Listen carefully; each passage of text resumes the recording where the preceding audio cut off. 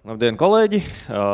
Es pārstāvu uzņēmumu Primex, esmu Mārtiņš Suta, projektēšanas departamenta vadītājs SIA Primex, un tad, kā jau tika minēts, Primex iekšēnē mums labāk patīk pārbaudīt pašiem, kas notiek, un pārbaudīt arī uz priekšu par to, ko citi nemaz nepārbauda.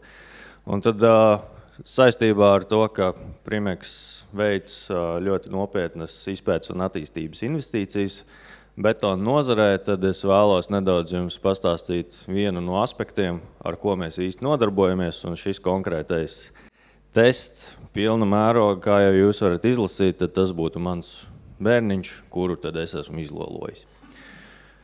Šis ir neliels ieskats no tā, par ko mēs šeit runāsim. Uz ātro varētu būt diezgan nesaprotami, kas šeit ir, bet nu tad ķersimies klāt tai lietai, skatīsimies.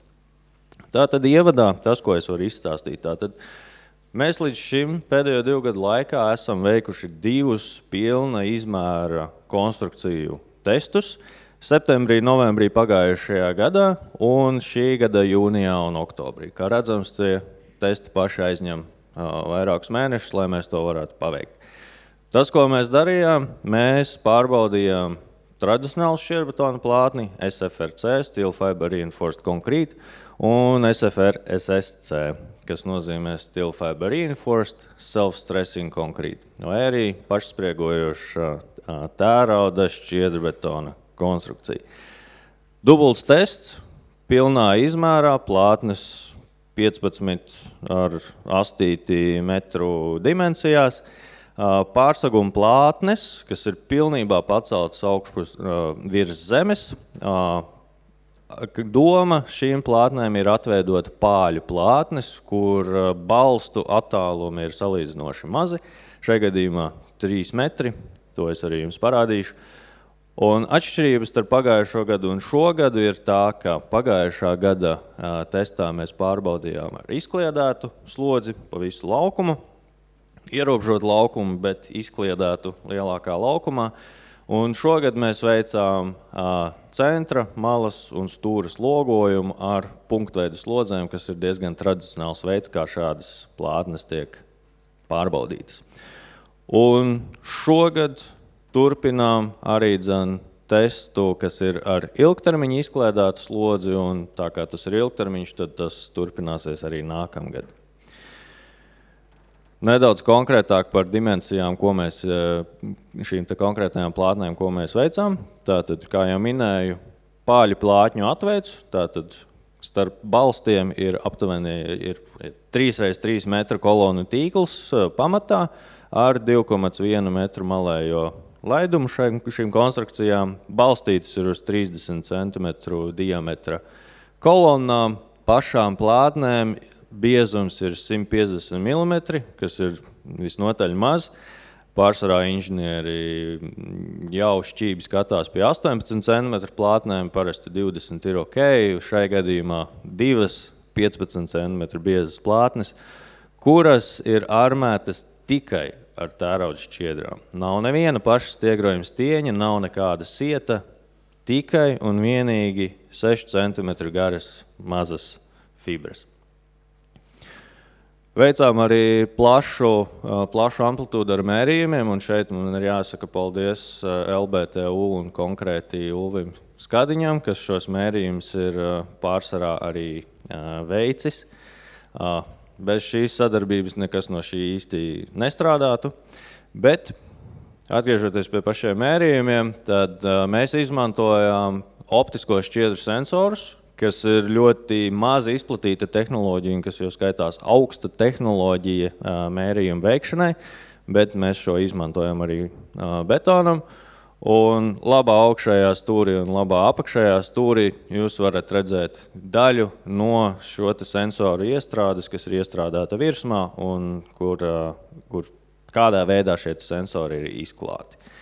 Izmantojām arī izlieču mērītājus LVDT, izmantojām arī deformāciju mērītājus, izmantojām arī vibrējošas stīgas deformāciju mērītājus, un, kas būtu tie 4 dīvainie burti, un tad izmantojām arī DIC, jeb digitālo attēlu korelāciju. Tātad mērījums veicām diezgan plašā diapazonā, lai mēs varam apskatīt konstrukciju no maksimāli daudz aspektiem.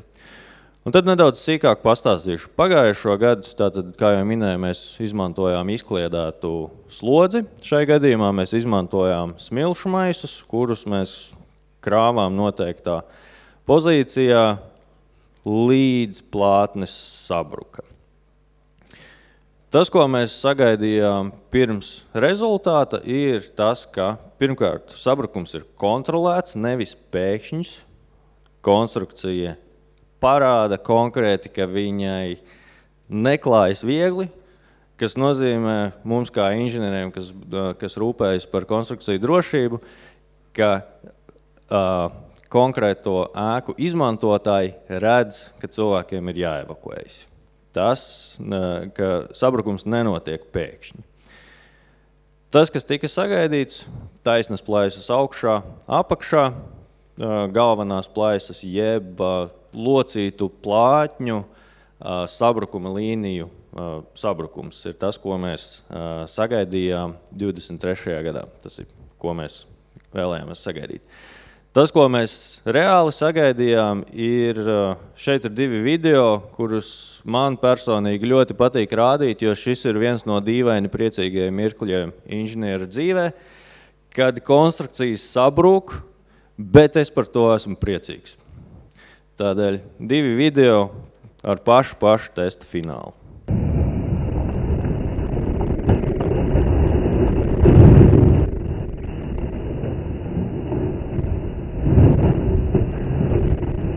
Pirmā plātne, kas tiek parādīta, ir tradicionālās šķiedrbetona plātnes sabrukums, un otrs jau vēlā vakarā ir pašspriedzoties šķiedrbetons.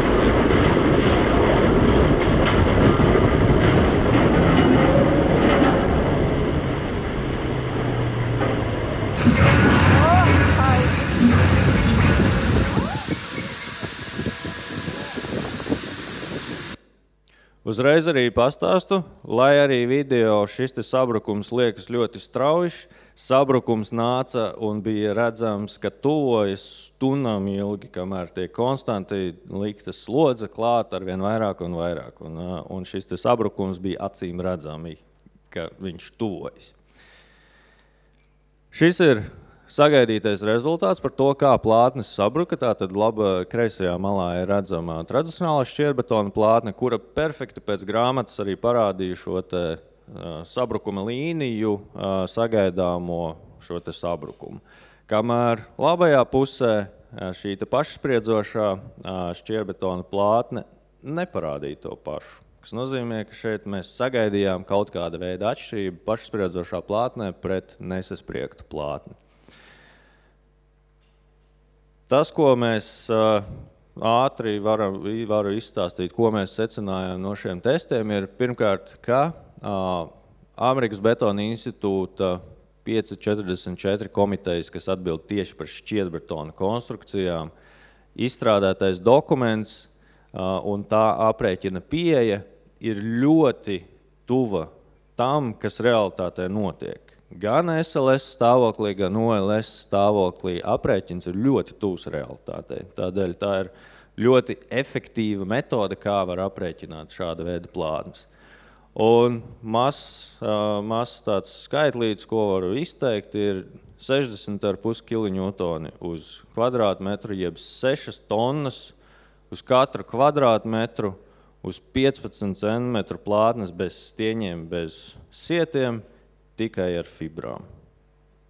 Diezgan iespaidīgs skaits, ko ļoti daudz nespēja sagramot. 24. gadas tests. 24. gadā mēs nedaudz mainījām pieeju, jo divreiz darīt vienu un to pašu arī var nebūt interesanti. Mēs izmantojām tātad koncentrēti pieliktu slodzi. Tas, ko mēs sagaidītu, ir atkal, ka sabrukums ir kontrolēts, nav straujš. Tas, ko mēs redzētu, ir radiāls plaisas apakšā, jeb no centra uz malām, un koncentrisks plaisas augšpusē, gluži kā pēc grāmatas, atkal pēc sabrukuma līniju teorijas. Šādi plātnes izskatījās pēc tam, kad mēs ar viņām gandrīz pilnībā izrēķinājāmies. Tātad, kā ir redzams, ir 3 dažādi slogojumi, kuros ir atzīmētas plaisas. Šogad mēs diemžēl neredzējām konkrētu novērojumu atšķirības starp plātnēm, kādēļ mēs turpināsim pētījumus, lai saprastu, kas un kāpēc. Bet jā, šai gadījumā arī šogad šis tests bija mazāk interesants. Nav tāda skaista video, ko parādīt, ka viss sprākst, viss brūk. Šis bija ļoti kontrolēts, ļoti solīdi un galu galā viss saplīs. Šīs ir minētās radiālās plaisas plātnes apakšā, kā tieši zem punktveida slodzes, kā tās ir noķerts ar digitālo attēlu korelāciju. Un tas, ko mēs secinājām no šī gada testa, atkal, ka šī aprēķina metodika pēc ACI 5446R, šī pieeja ir ļoti atbilstoša un precīzi trāpa gan SLS, gan OLS aprēķinā, kas nozīmē, ka viņi ir ļoti efektīva izmantošanai. Un šai gadījumā maksimālā punktveida slodze, ko mēs sasniedzām, ir aptuveni 390 kN, kas ir 39 tonnas vienā punktā uz 3x3 metru plātnes, 15 centimetru biezumā, tikai ar šķiedrām, kas atkal ir ļoti augsts rezultāts šāda biezuma plātnē. Un, kā jau minēju, mēs turpinam arī pētījumus. Šobrīd šis ir aptuvenais skats, ko testa vietā var sagaidīt. Plātnes joprojām ir salauztas vietās dažās. Un, kā jau minēju, tad mēs šobrīd veicam ilgtermiņa slodzes testu, kurus esam sakrāmējuši betona blokus uz šīm plātnēm un vienkārši ļaujam viņām stāvēt un mēram, kas notiek. Un apakšējā attēlā ir rezultāti, ir starp rezultāti no šīs pieminētās šķiedru optikas, kas tiek izmantotas. Tātad tas, ko mēs redzam, ir vaļņi starp to, kur betona plātne tiek spiesta un kur viņa tiek stiepta. Tālūk. Paldies par uzmanību.